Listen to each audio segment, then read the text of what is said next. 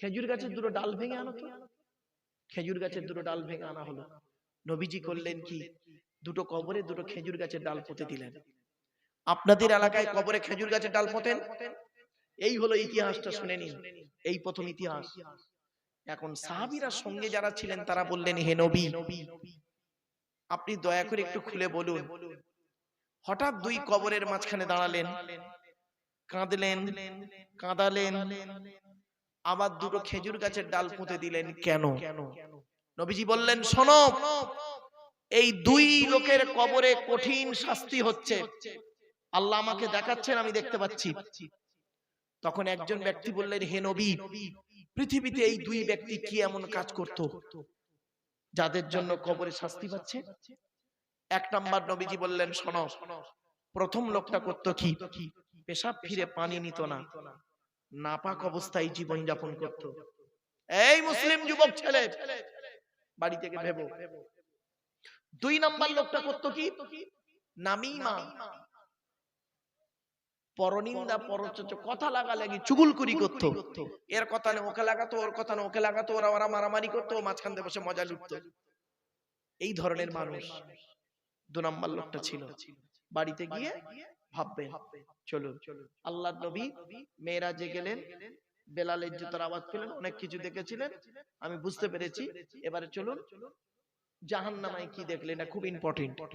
এই মা বোনেরা, এই গ্রামের দত্তপাড়ায় যত আজকের মা বোন এসেছেন ওয়াজ শুনতে, আর যত পুরুষ এসেছেন জলসা শোনার নাম করে এসেছেন, দয়া করে প্যান্ডেলের ভিতরে ঢুকে পড়ুন। আমি এই গুরুত্বপূর্ণ কয়েকটা কথা বলবো। নবীজি বলছেন, জাহান্নামের দরজাটা খুললো, 19 জন ফেরেশতা মিলে। জাহান্নামের 19টা ফেরেশতা, কটা মাথায় রাখুন, 19 জন ফেরেশতা মিলে জাহান্নামের দরজাটা খুললো।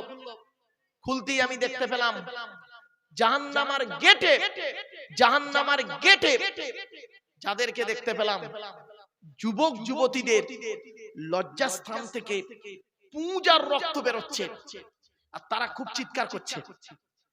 আল্লাহর নবী বললেন, আমি জিবরাইলকে জিজ্ঞাসা করলাম, মান হাউলাকি ইয়া কি জিবরাইল, ও ভাই জিবরাইল, এরা কারা?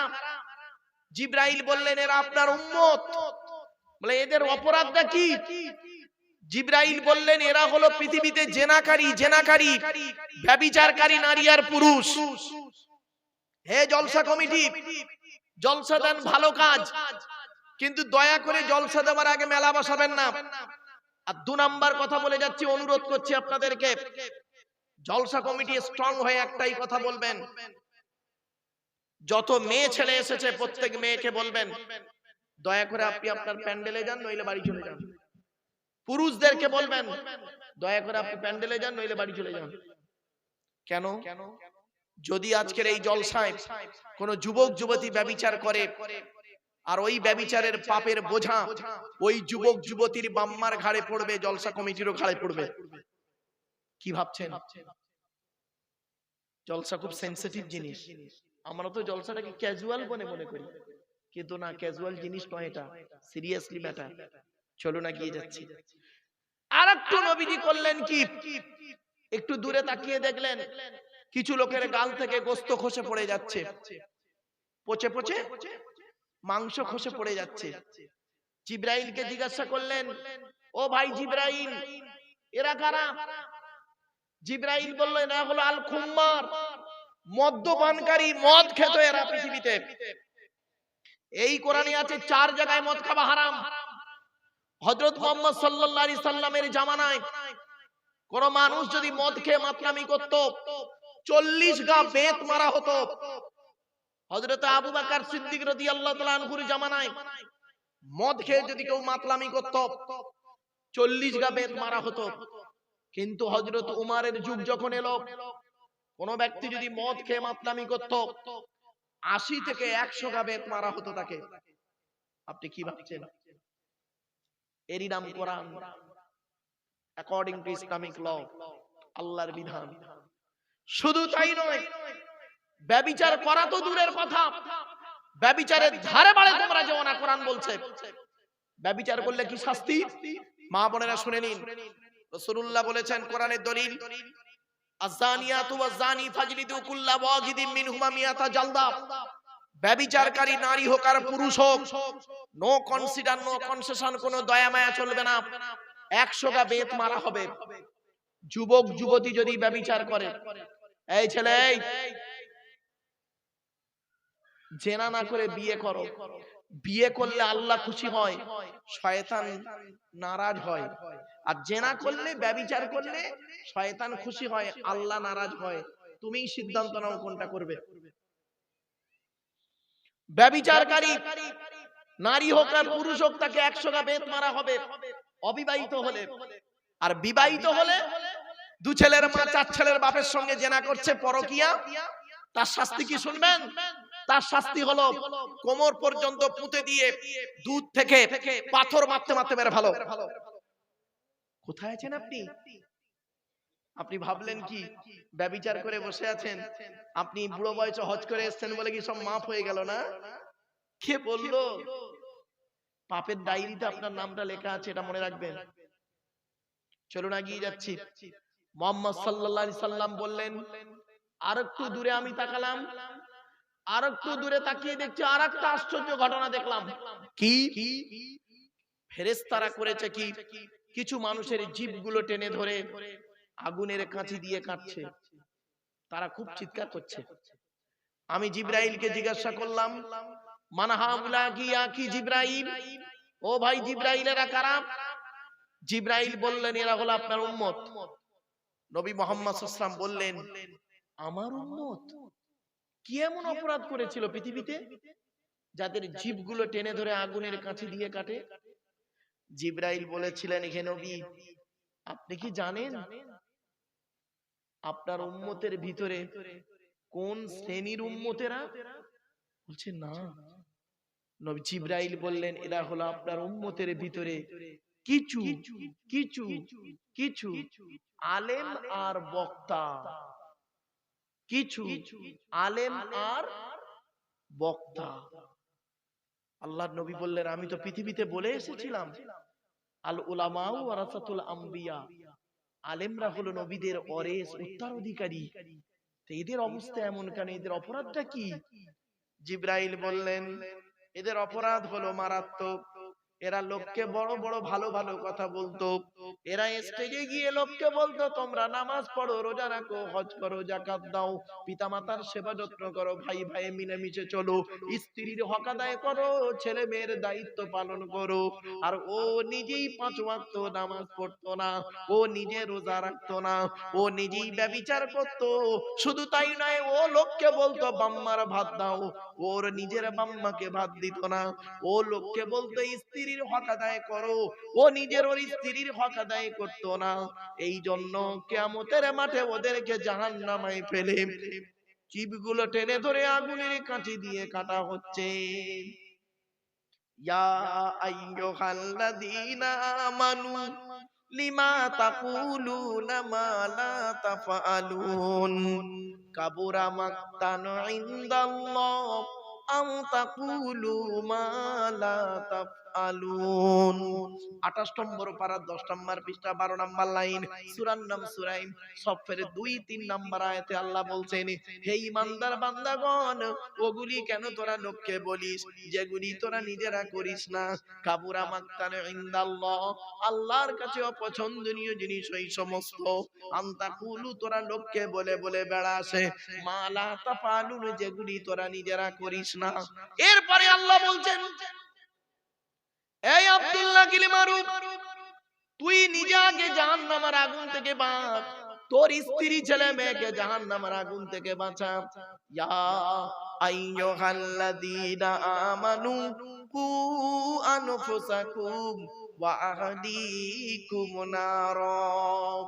28 নম্বর পারার 19 নম্বর পৃষ্ঠার 12 নম্বর লাইন, সূরার নাম সূরা তাহরিমের 6 নম্বর আয়াত। হে ঈমানদার বান্দাগণ, তোরা নিজে আগে জাহান্নামের আগুন থেকে বাঁচ, স্ত্রী ছেলে মেয়েকে জাহান্নামের আগুন থেকে বাঁচা। ও দত্তপাড়ার মানুষেরা শুনে নিন, বাবাজি ঠিক বললাম তো কি? বাবা দত্তপাড়ার মানুষেরা শুনে রেখে দিন, আপনাদের তো বিচার কমই হয়ে যাবে। আপনাদের জিজ্ঞাসা আল্লাহ কম করবে, ধরবে তো আমাকে কিয়ামতের মাঠে। আপনাদের কি কি প্রশ্ন করবে আল্লাহ শুনে নিন।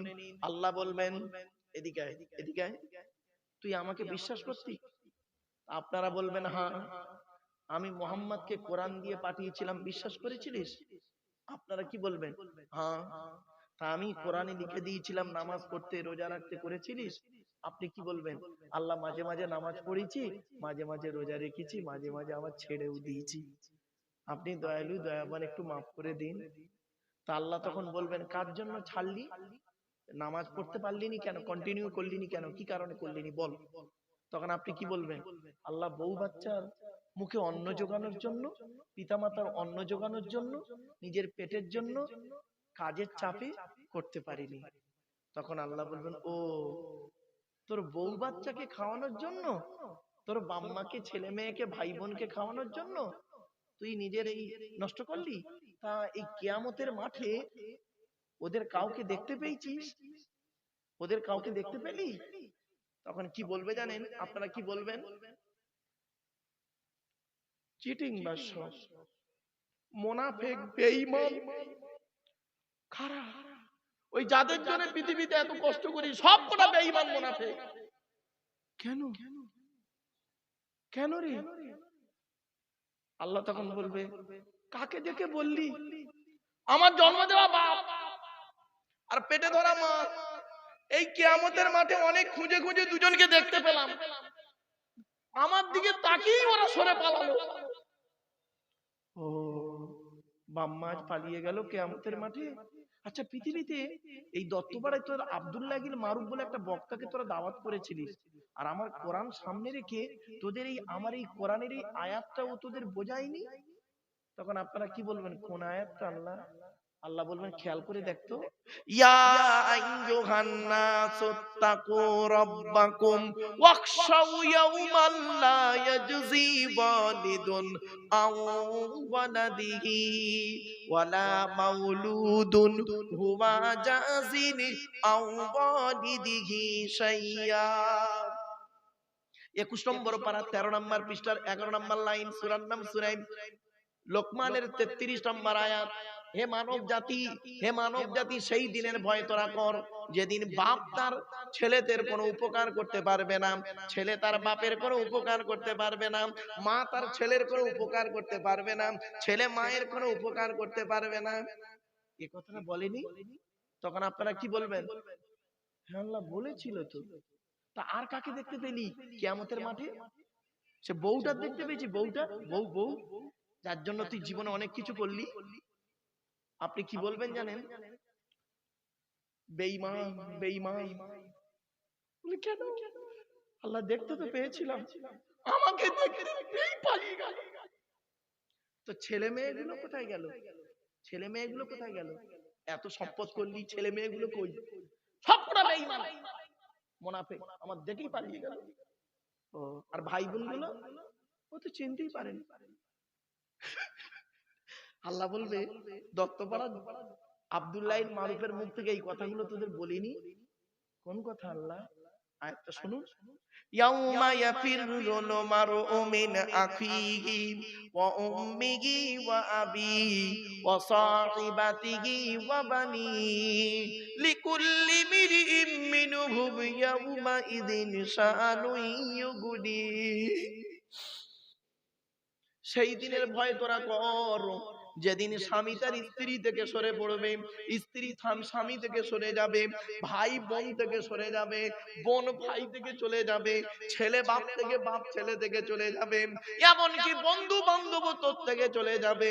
প্রত্যেকেই বলবে, আল্লাহ আমার কি হবে, আমার কি হবে? এ কথা বলেনি? তখন আপনারা কি বলবেন? হ্যাঁ, বলেছিল, বলেছিল তো। ক্বালু বালা, হ্যাঁ বলেছিল। ওয়ালাকিন হাক্কাত কালিমাতুল আযাবি আলাল কাফিরিন। আমার বাপেরা, আপনারাই তখন বলবেন, আল্লাহ বলেছিল, কিন্তু আমরা ঠিক মানিনি, জানেন, মানতে পারিনি। আল্লাহ বলবে, এবার কি হবে? কি হবে বল, তুই নিজেই বল, তুই নিজেই বল কি হবে তোর অবস্থা? কি জবাব দেবে? সেই দিন এখানে বসে বসে ভাবুন, যারা কবরে ঢুকেছে ওরা এখন টেনশনে আছে, ওরা টেনশনে আছে যেগুলো ঢুকে গেছে। আর আপনারা এখানে জীবিত আছেন, এখন কিছু খেয়াল পড়ছে না। যেদিন চোখ দুটো বন্ধ হয়ে যাবে, খাঁচা থেকে প্রাণ পাখিটা উড়ে যাবে, দেখবেন আর কোনো কিছুই থাকবে না। এই জীবন শুরু হয়েছিল আমাদের এইভাবে, দেখুন এইভাবে। আল্লাহ বলছে মায়ের পেট থেকে যেদিন এলি তোর হাত দুটো ছিল এইরকম মুঠো মারা, আর মরে যাবি যেদিন হাত দুটো আর মুঠো মারা থাকবে না, তখন সোজা হয়ে গেছে, সোজা হয়ে গেছে। কাপনের পকেট নেই। পৃথিবীতে যে কদিন বাঁচবি টাকা পয়সা গুলো ধন সম্পদ গুলোকে ভালো রাস্তায় ব্যয় করে চলে যা। শুধু তাই নয়, এই জীবন শুরু হয়েছে আমাদের 150 টাকায়, এই জীবন শেষ হবে 1500 টাকায়। মায়ের পেট থেকে যখন এলেন সব থেকে দামি কাপড়টা যে কিনে দিয়েছিল বাপ, নিজে পড়তে পারেননি অন্যই পরিয়ে দিয়েছিল। এই জীবন শুরু হয়েছিল 150 টাকায়। আর যেদিন মারা যাবেন নাম হলো তার কাপন, কাপন তার দাম হবে 1500 টাকা, খুব বেশি হলে। নিজে পড়তে পারবে না, অন্যই পরিয়ে দেবে। কোথায় আছেন? যেদিন মায়ের পেট থেকে এলাম, হিন্দু মুসলিম জৈন ব্রাহ্মণ খ্রিস্টান কুলি সাঁওতাল বাগদি দুলে প্রত্যেকের একটাই নাম ছিল, কি জানেন? শিশু। কি বললাম, কি বললাম? শিশু। আর যেদিন আমরা মারা যাব প্রত্যেকের একটাই নাম, কি বলুন তো? লাশ। কি বললাম? আগে চলে গেছে বাঁশ। করবেন না, এই হাসছেন। বাঁশ দুই রকমের হয়, একটা বাঁশ যায় চাপা দেওয়ার জন্য, আর একটা বাঁশ যায় পেটাই দেওয়ার জন্য। বাবা, শ্মশানে কোনোদিন মরা পড়ানো দেখেছেন? বাড়িতে গিয়ে ভাববেন। কবরে দেখেছেন? দুটো বাঁশ, দুই রকমের বাঁশ, একই জিনিস, দুটো কাজে ব্যবহার হয়। কোথায় আছেন আপনি? মায়ের পেট থেকে যখন আমরা এলাম, আমাদের আসার রাস্তা হলো একটা, বাপের পৃষ্ঠ হতে মায়ের পেটে থেকে, ঠিক না বেঠিক? যাওয়ার রাস্তা কিন্তু আলাদা। কেউ যায় শ্মশানে, কেউ যায় কবরে, কেউ যায় গর্তে। বাড়ি থেকে ভাববেন। কেউ আবার বাঘের পেটে, হাঙরের পেটে হয়ে গেল। এখানে বসে বসে ভাবুন, এখানে বসে বসে ভাবুন। ভাবার নাম ওয়াজ, শুনে বুঝে প্র্যাকটিক্যাল করুন। চলুন এগিয়ে যাচ্ছি, সোনার লোকের অভাব রে বাপ, চলুন এগিয়ে যাই। এবার আসছি, আল্লাহর নবী মেরাজ এইগুলো দেখলেন। আপনাকে প্রশ্ন করতে হবে, জবাব দিতে হবে আপনাদেরকে। এখানে যত হিন্দু মুসলিম প্রত্যেকেই আপনারা দাঁড়িয়ে বসে আছেন, প্রত্যেকের জবাব দিতে হবে, কিন্তু 10টা প্রশ্নের উত্তর দিতেই হবে। 10 রকম প্রশ্নের উত্তর দিতেই হবে পুরুষদেরকে। এই 10 রকম প্রশ্ন পুরুষদের হবে, এর উল্টো হবে নারীদের। কি কি? 1 নাম্বার, কিয়ামতের মাঠে আল্লাহ বলবেন, এই এদিকে আয়, স্বামী হিসাবে কতটা দায়িত্ব পালন করেছিস? এখানে যত স্বামী আছেন বাড়িতে গিয়ে ভাববেন স্ত্রীর কতটা দায়িত্ব পালন করেছেন। 2 নাম্বার, পিতা হিসাবে কতটা দায়িত্ব পালন করেছিস? এখানে যারা বাপ হয়েছেন, জন্ম দেওয়া ছেলে মেয়ে জন্ম দিয়েছেন, কতটা দায়িত্ব পালন করেছেন বাড়ি থেকে ভাববেন। 3 নাম্বার, ভাই হিসাবে কতটা দায়িত্ব পালন করেছিস? বোনের ফারাই যে অংশগুলো দিয়েছিলিস। 4 নাম্বার, ছেলে হিসাবে কতটা দায়িত্ব পালন করেছেন? পিতামাতার হক আদায় করেছেন? আগে ভালো ছেলে হন, পরে ভালো জামাই হবেন। আমরা এখানে যা আছি ভালো জামাই হতে পেরেছি, ভালো ছেলে হতে পারিনি। আমার শ্বশুর আমাকে বলে আমার জামাই খুব ভালো, আমার শাশুড়ি আমাকে বলে আমার জামাই খুব ভালো। আর আমার জন্ম দেওয়া বাপটা কি বলে জানেন? ও জন্ম দিয়ে পাপ করেছি। পেটে ধরা মাটা কি বলে শুনবেন? পেটে ধরে ভুল করেছি। কেন কেন? বাড়ি থেকে ভাববেন। 75 বছরের বুড়ো বাপ, 75 বছরের বুড়ো বাপটা যদি 50 বছরের ছেলেটাকে একবার আব্বা বলে ডাকে, জানবেন 75 বছরের বুড়ো বাপের আব্বা ডাকটা হলো আল্লাহর রহমতের আরশে আজিমের ডাক। বাড়ি থেকে ভাববেন। 5 নাম্বার হলো চাচা হিসেবে কতটা দায়িত্ব পালন করেছেন? এখানে যদি চাচা বা কাকা বসে আছেন, বাপ মারা গেছে, চাচা বেঁচে আছে, ছোট ছোট ভাইপোদের সম্পত্তি নিজের নামে রেকর্ড করে নিয়ে বসে আছেন, তাই না? চলুন কবরে, ওই মাঠে দেখা হবে।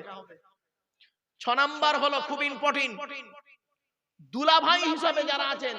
কি ভাই বলেন? দুলা ভাই বলেন না বোনাই বলেন? কোনটা? দুটা। এই বোনাইদের আর দুলা ভাইদের যে কি করবে আল্লাহ কিয়ামতের মাঠে, তোদের ওই মাঠে চ। শালির সঙ্গে খুব ইয়ারকি মারা না? শালির সঙ্গে খুব ইয়ারকি মেরেছিলে না? কিয়ামতের মাঠে তোমার মতো বোনাইকে জাহান্নামায় দেওয়া হবে।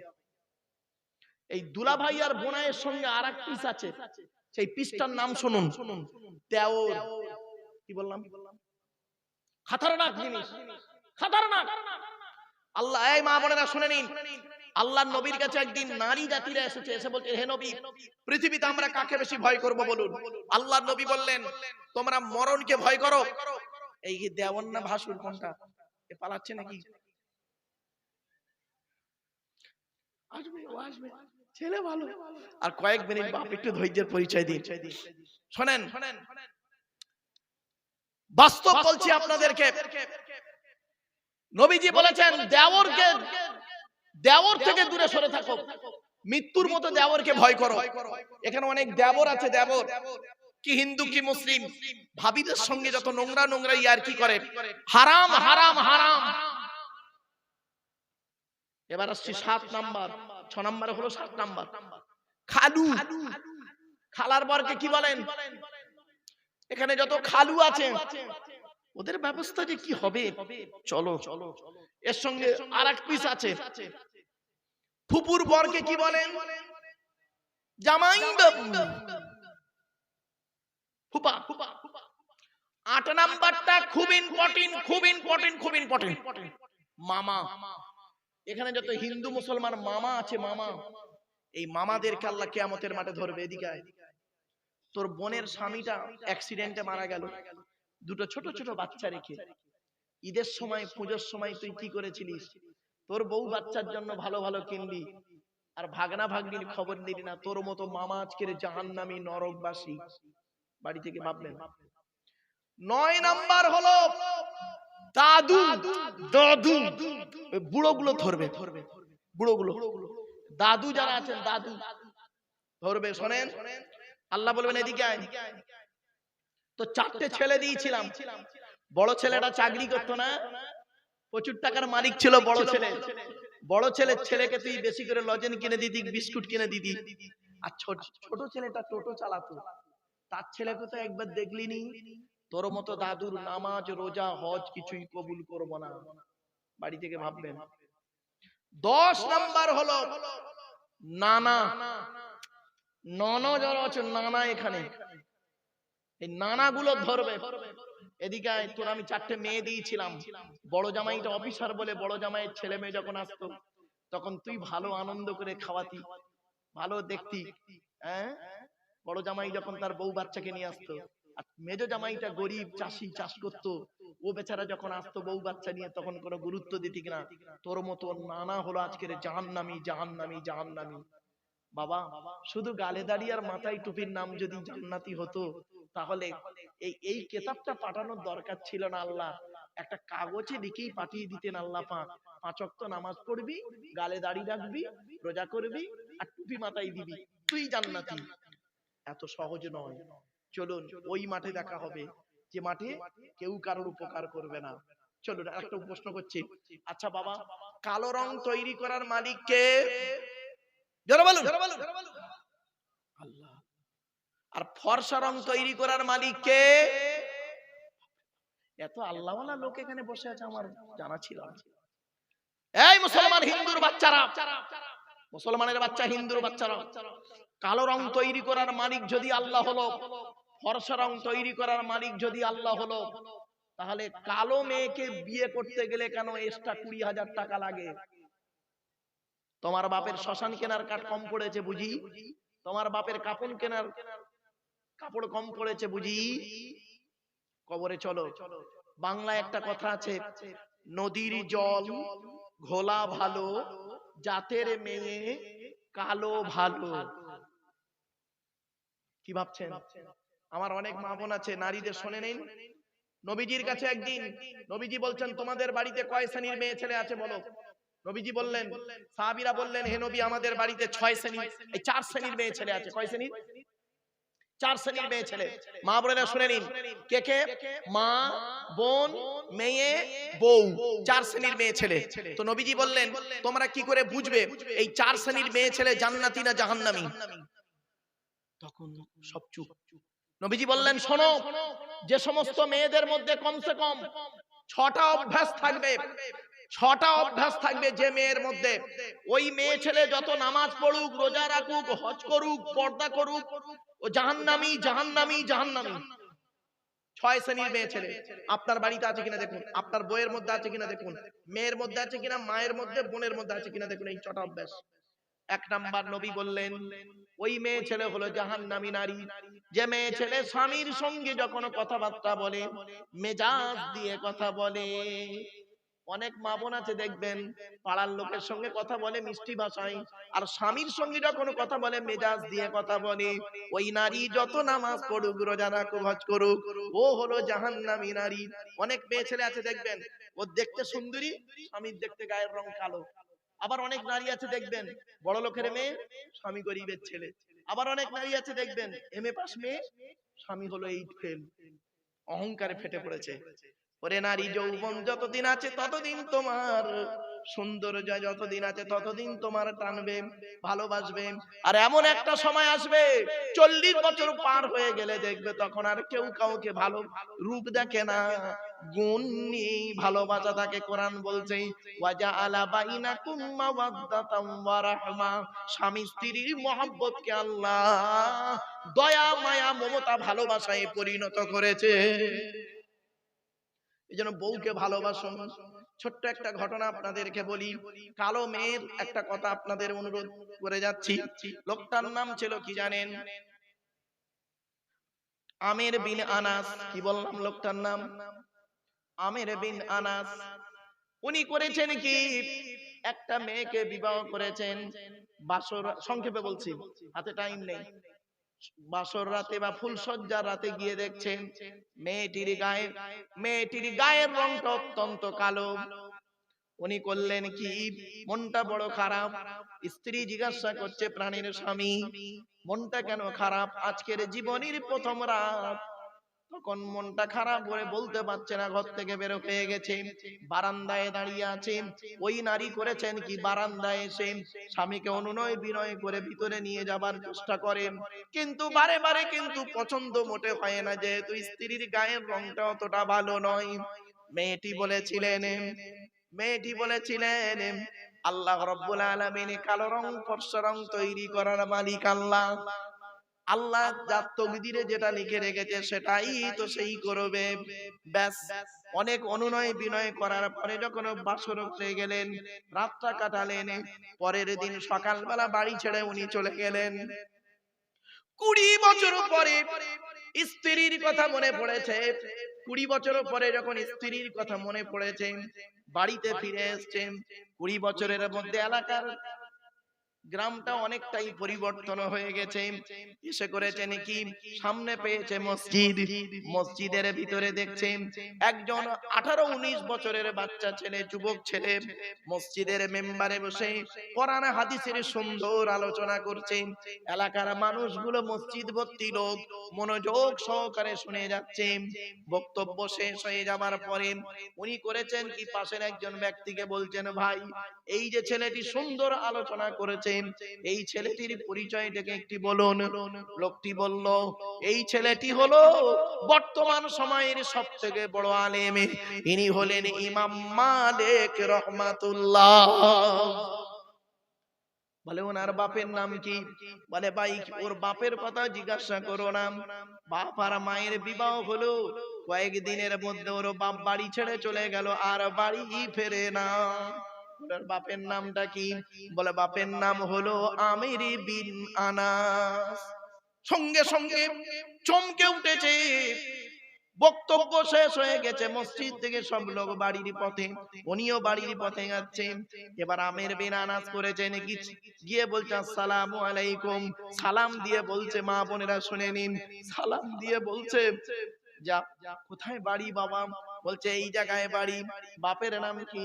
বলছে আমার বাপের নাম আমির বিন আনাস। তখন বলছে তোমার আব্বা কোথায়? বলে আমার আব্বার খবর কি বলবো, মায়ের মুখ থেকে শুনি আমার আব্বা বিবাহের কয়েকদিন পরে এলাকা ছেড়ে চলে গেছেন, আর বাড়ি ফেরেনি। মায়ের কাছ থেকে শুনেছি বাপের কথা, তবে আমি আল্লাহর কাছে দুটো দোয়া চাই। এক নাম্বার বলি, আল্লাহ আমার বাপ যদি পৃথিবীতে মারা যায়, আল্লাহ তাকে জান্নাতুল ফেরদাউস নসিব করিও। আর যদি আল্লাহ আমার বাপ পৃথিবীতে জীবিত থাকে, জীবনে কোনো না একদিন আমার সঙ্গে দেখা করিয়ে দিও। তখন আমের বিন আনাসের চোখ থেকে ঝরঝর করে পানি পড়ছে। হযরতে আমের বিন আনাস করেছেন কি জানেন, ছেলেকে নিয়ে যাচ্ছেন কিন্তু পরিচয় দেয়নি। বলছে তোমার বাড়িতে আমাকে একটু নিয়ে যাবে। বলে চলুন। গেটের কাছে গিয়ে বলছেন এটাই আমার বাড়ি। তখন বলছে বাবা আমি তোমার বাড়ির ভিতরে যাব না, তুমি তোমার মাকে গিয়ে সালাম দিয়ে বলবে বাইরে একজন লোক আপনাকে সালাম দিয়েছেন। আর একটা কথা বলবেন, আপনি যাকে ঘৃণা করছেন আল্লাহ হয়তো তার মধ্যে ভালো কিছু রেখেছে। রাখতে পারে না? এই কথাটুকু গিয়ে বলবেন। হযরতে ইমাম মালিক রাহমাতুল্লাহ আলাইহি ঘরের ভিতরে গিয়ে বলছেন আম্মা জান, বাহিরে একজন ভদ্রলোক এসে আপনাকে সালাম দিয়েছেন আর একটা কথা বলেছেন, আপনি যাকে ঘৃণা করছেন তার মধ্যে আল্লাহ হয়তো অনেক কিছু ভালো রেখে দিতে পারেন। এই কথা বলার সাথে সাথে ইমাম মালিকের মায়ের চোখ থেকে অঝর নয়নে পানি পড়ছে। বলছে মা কাঁদেন কেন, লোকটিকে কি চেনেন নাকি? ইমাম মালিকের মা বলছে বাবা চিনি চিনি, খুব ভালো রকম লোকটাকে চিনি। ওই লোকটা অন্য কেউ নয়, উনি হলেন তোমার আব্বা জান, সসম্মানে বাড়ি আনো।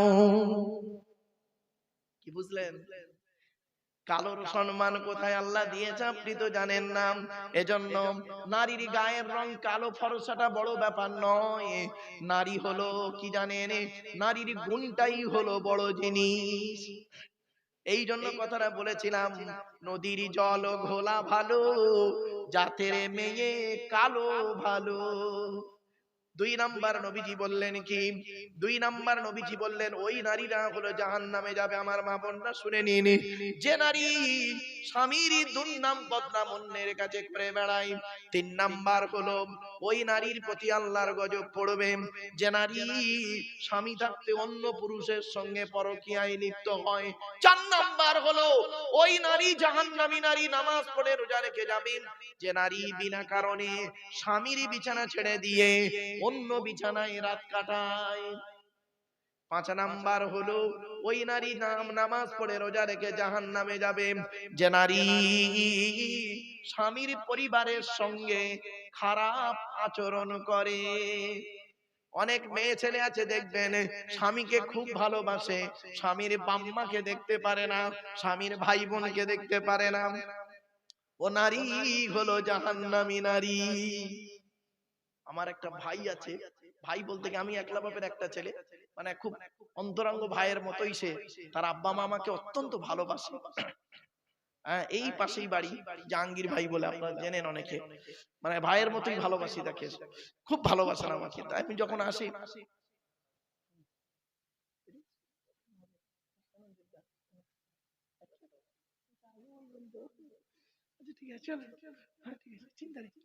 অসুবিধা হচ্ছে বাবা, আর 2 মিনিট হবে না, বন্ধ করে দেবো আপনারা বলেন, চলেন বাবা।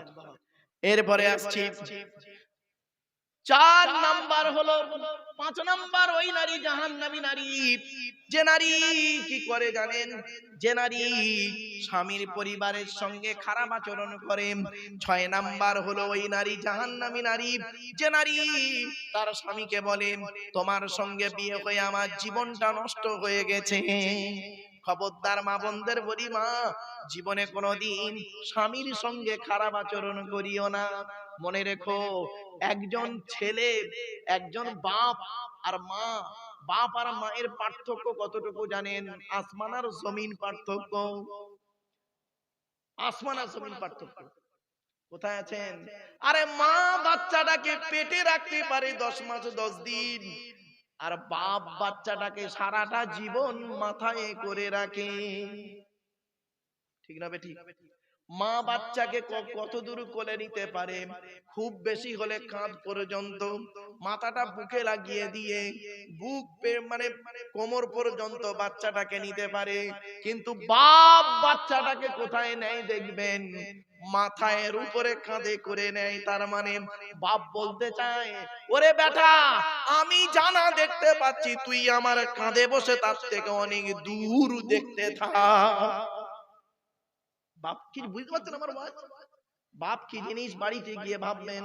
এজন্য যাদের বাম্মা পৃথিবীতে বেঁচে আছে, জীবনে কোনোদিনই বুড়ো বুড়ি বাম্মাকে কাঁদাবেন না।